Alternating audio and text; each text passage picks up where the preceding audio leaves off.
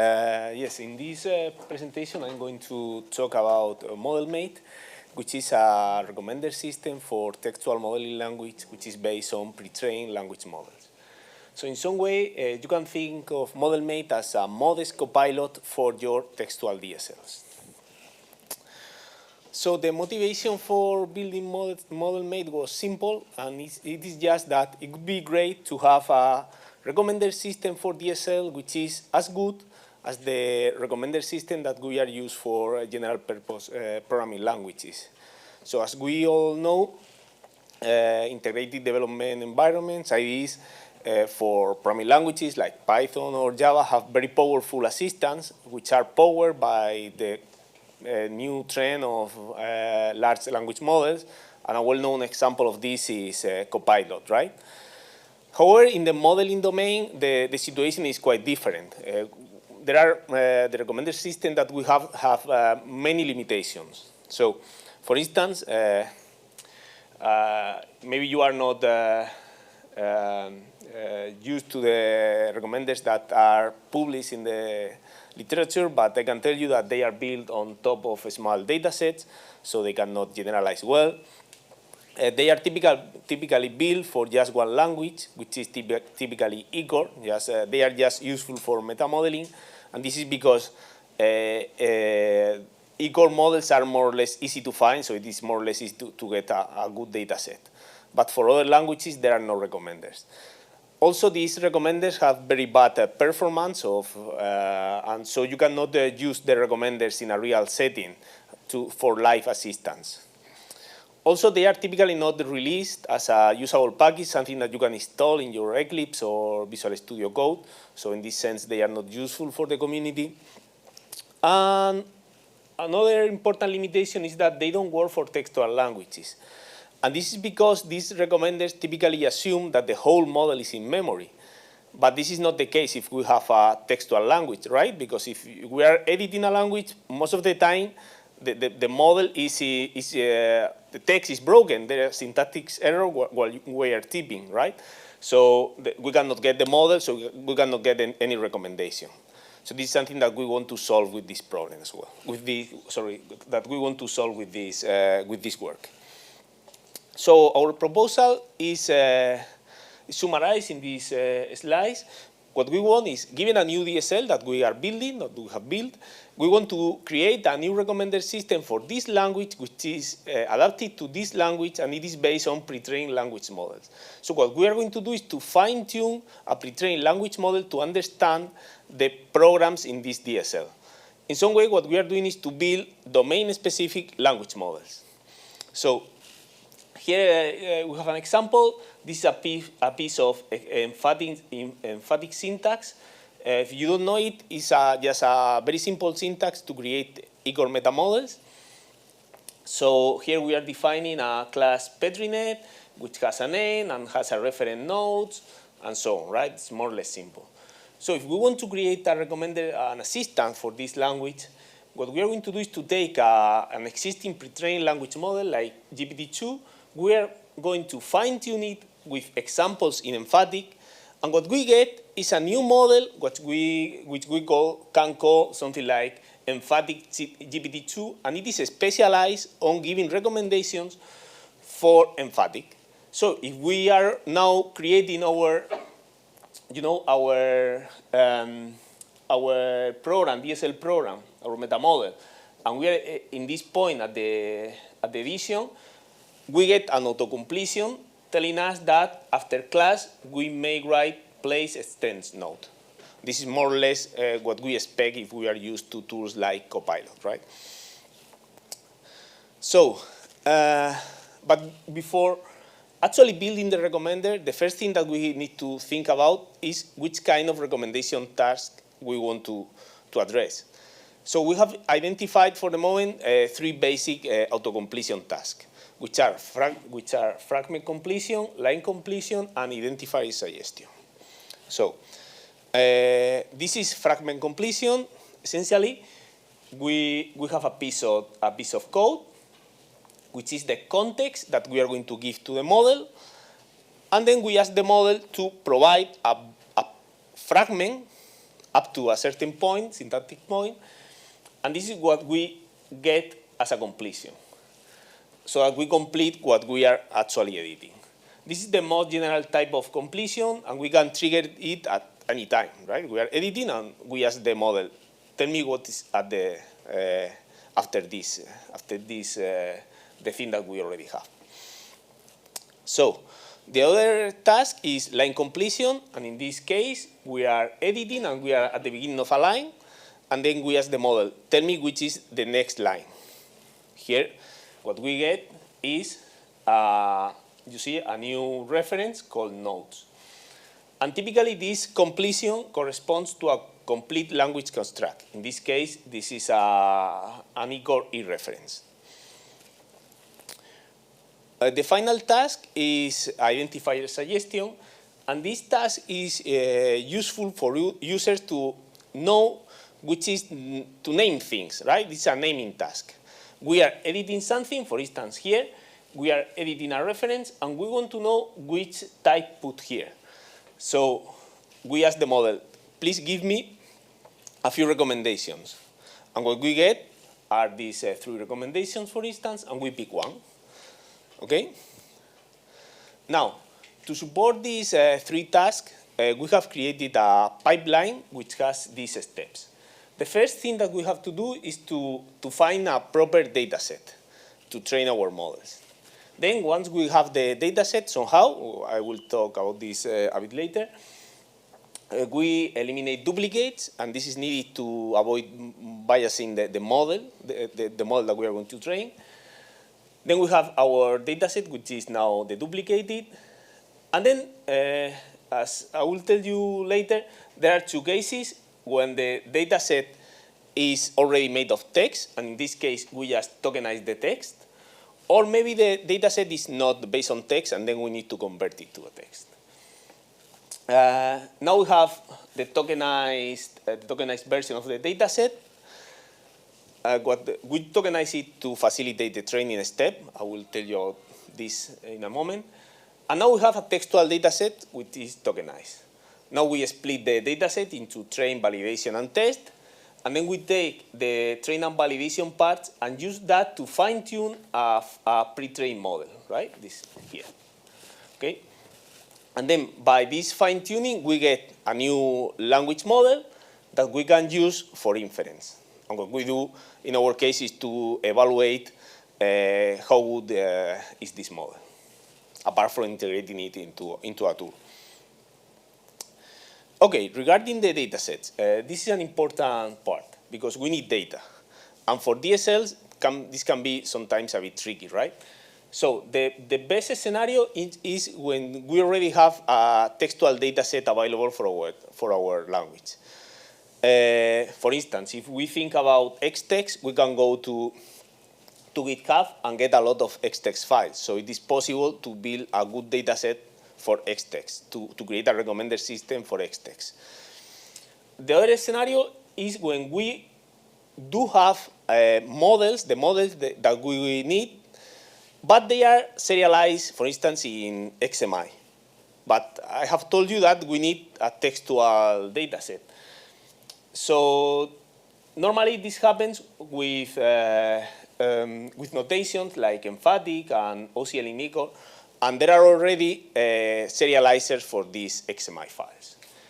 And the third scenario is when we are building a new DSL and we don't have any data set. This is the call star problem of recommender systems. We are building a new DSL, so we don't have examples. Since we don't have examples, we cannot create a recommender, so we are still without examples, right?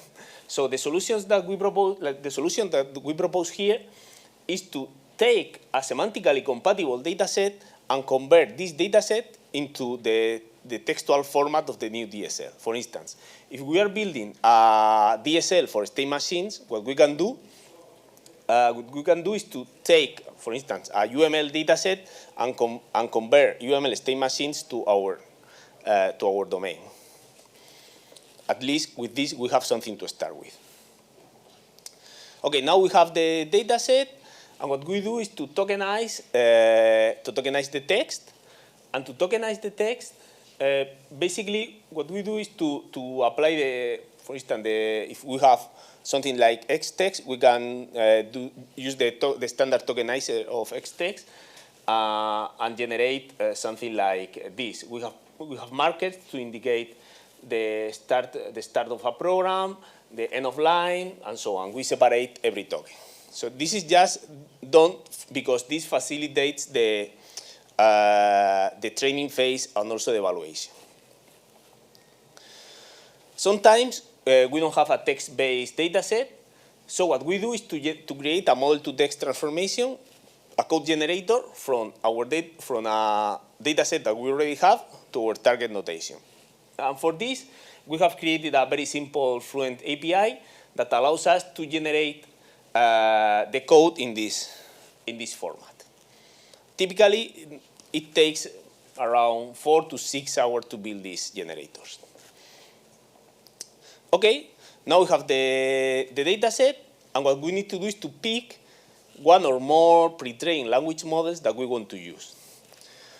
Our goal was to experiment with small models because you know that we are doing domain-specific languages which typically have a small development cost. In this case, we also need that the infrastructure for artificial intelligence also has a small cost. So we want to use small language models. Just to give you an impression of the models that we are using, these ones, this chart shows the size of the models that we are using with respect to the large language models that we are used to, like GPT-4. So as you can see, the models are very small. But as a sneak peek, I can tell you that one of the smallest models, CodeParrot, is, after our fine-tuning, is as good as GPT-4 in the auto-completion task. So this means that we can take this small model and put it locally in our machine and have a recommender system without depending on external APIs. So this is how the tool looks like. It is integrated in Eclipse. Basically, to access the models, we have a Python server which connects to Hugging Face so that we get the recommendations through the server. So now I'm going to give you a small demo. I hope that it works. So the first thing that we need to do is to launch the server. I'm going to this bit small. Well, anyway, so this is one. I'm going to we need one server per language. So I'm going to launch. Whoa. I'm going to launch 2 servers, one for Xtext, and the other one is for Emfatic. Okay? And now, this is the Emfatic editor, and we can start, for instance, here, we create class, and we ask to autocomplete, and what we get is that it tells us that we can use a state machine as a suggestion. So we create a state machine, and here we have at the same time, it is continuously trying to propose recommendations, more or less like Copilot, but not as fancy, because I really don't know how to implement this great thing here, so I put here to the right. So anyway, we can just pick this recommendation, okay? And now you see that we need to create a class state and class transition, so we can ask for a recommendation for a complete line. And here, you see that a state has a name, and probably this should recommend us now, so we wait a bit, a transition. So we apply this, and we now have our meta model. Okay, this is a very simple example, but the idea is that this language that we have trained have really learned how to help us, in this case, meta modeling. Yes? So the model actually knows about state machines and that it yes. transitions and... in this case, the model already knows about it, but it knows about more things because it is a pre-trained language model. So it has information about other things, and what we have taught the language is the syntax. So it knows that a transition typically knows a source and a target, has a source and a target. So it more or less infers that this has to be like this. Now, we are going to use this. I'm going to generate this model. Now, let's, for Xtext, it's a bit more, well, Steam Machine should have a name. I forgot that, anyway. Okay, now this should be recommending here that to write a transition, but it is not actually what it is doing. Maybe I should. Yeah, the problem is that, and this is also a limitation, that currently the model only sees what it is above the cursor, right? So maybe now it thinks that the next thing should be this. So I'm going to move this here. Oops. And see if it works. And now it should recommend us a transition. Or not, I don't know. Maybe if I write here transition. For Xtext it's a bit more complicated. Yeah, okay, it's not working. I hope to get this, to get here a transition. Oh, yes, it's working. So I don't know where is the, it has put a lot of space here. Yeah, you see, and it is proposing a more or less reasonable syntax, which is from and to. So the thing is that the models knows the syntax of Xtext, knows about reasonable recommendations. So, yes. So that's the demo, so that you get an idea of how this works. Yeah, we have evaluated this from different perspectives. First, in terms of the accuracy of ModelMate, by applying it to three languages, so, Emfatic, Xtext, and the entities DSL from the Xtext tutorial. And we have also compared ModelMate against state-of-the-art recommenders that have been published in the literature. And also, very interesting, we have compared against existing large language models, in particular GPT 3.5, which is more or less like GPT-4. And also we have evaluated the inference times. And the results, in a summarized form, are the following. The overall performance is good. We get around 70% of accuracy when predicting the next token. Also, we have seen that the ModelMate outperforms existing recommenders. Oh, yes. And also, ModelMate is as good as a large language model like GPT 3.5. But with one advantage, and it is that I'm executing this model in this laptop and without battery. So, and this is something that you cannot do with a large language model. Regarding the impact of the syntax of the language in the performance, it's something a bit tricky because here we have a class PetriNet, and we are asking the model to recommend us the type. So it is going to have some problems to know which is the type because it only has the information about that it is a PetriNet and nothing else. But here, if we write node, which is the type, and ask for the recommendation of the name of the attribute or the reference, it is probably going to tell us nodes because it's more or less easy to see that for node, the logical thing is nodes. So when you design your DSL, you have to take also into account the order in which you put the things because this may help the language model to provide good or bad recommendations.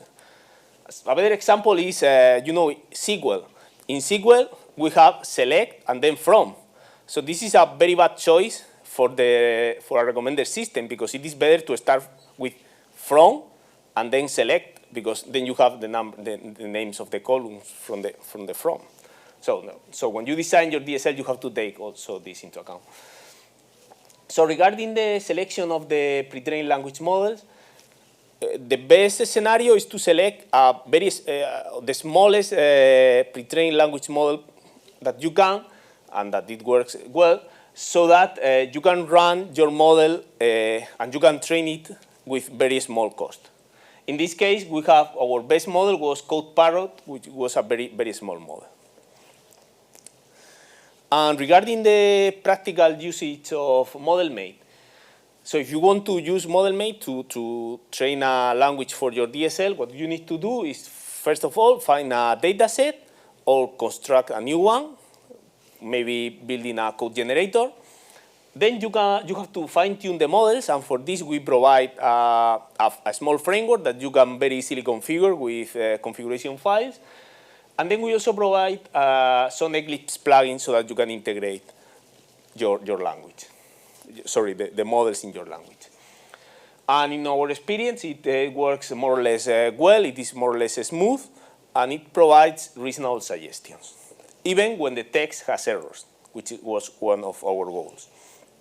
So as a conclusion, ModelMate is a facility to build smart assistants for textual DSLs, and it provides a complete workflow for training your model and for integrating it into Eclipse in this case. We are working on having this also for Visual Studio Code. We have evaluated it from different angles, and we think that it works more or less well. And as future work, we have to publish an update site so that everyone can install it without compiling everything. We would like to see if we can use other large language models without compromising performance. Also, we want to look into how to enrich data sets to improve the quality of the recommendations. Also, we want to take into account the text that it is after the editing cursor. And we want to integrate the generated code a bit better, because now the pretty printing is not very well, and sometimes it even produces syntax errors. Well, that's all. Thank you. Any question?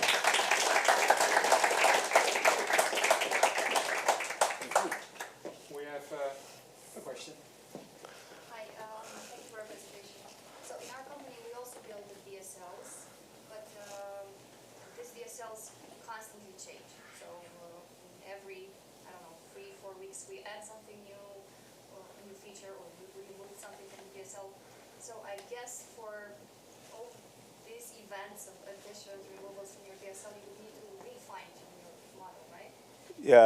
Yes. Depends on the change. I mean, if the change is not very drastic, let's say, it's not very important, the model is probably able to accommodate.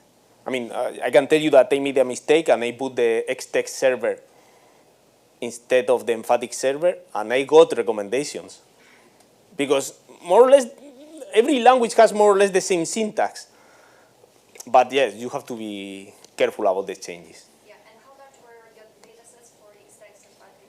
Yeah. How many models we need to make? Yeah, for Xtext, it was around 1,000 unique models.